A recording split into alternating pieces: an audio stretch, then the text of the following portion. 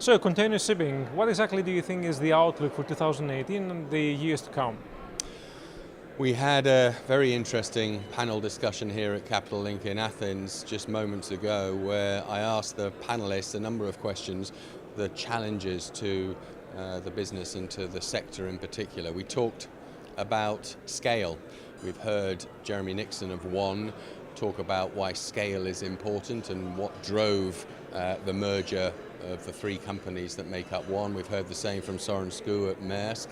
And I asked the question, was the number of vessels the only scalable factor? And I think the answers by our esteemed panelists were along the lines that no, scale numbers big is not always beautiful. You have to be profitable, and that was the main driver for these particular primarily tramp owners. But also when one looks at the articles that have been written by Jeremy Nixon, by Søren Skou, when talking about scale, they're also looking about other ways of scaling and having integratable IT platform with the large liner companies, with the markets, is hugely important. So companies can achieve scale through IT, through processes, and through the platforms that they have, so that they are more marketable, so that their vessels are more in demand. So scale was a very important point that was picked up by the panel.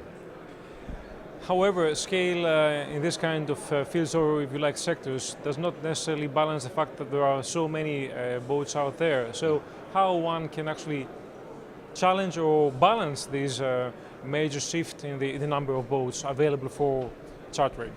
Well, we're seeing, as with other sectors, but particularly in the container sector, a rise in the earnings potential of most sectors, most vessel sizes within the container sector. Still not to previous pre-2008 levels, of course, but certainly to acceptable levels, and if not a rise, then certainly a stability. Of course, there are still too many vessels out there, and we are seeing that demand and supply, there is a balancing off as more and more vessels are scrapped and less new builds come onto the market. So I think there is a balancing, but the challenges, and we looked at the challenges for the container sector. What are the main challenges?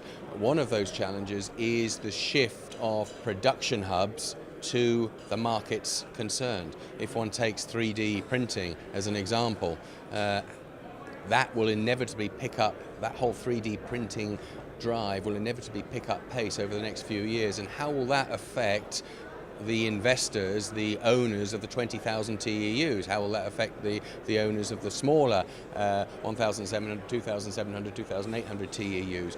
The shift of production hubs requiring less shipping and less containers, that's a major challenge as we see for the container markets. Of course, against that, we still have an increase in overall world trade, and that is set, as Martin Stopford has so ably put in many of his lectures, the volume of world trade continues to increase, thankfully, over the next few years. So that should accommodate any strategic shifts, such as shift of production hubs to local markets.